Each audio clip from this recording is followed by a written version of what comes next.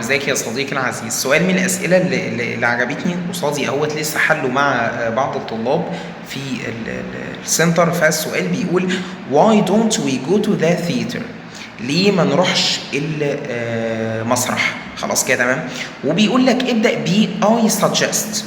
طبعا الطلاب بيتلخبطوا في نقطه، هو بيشوف كلمه I suggest فبيبقى عايز يعملها سؤال، لو بيشوف سؤال فيبقى عايز يعمله سؤال.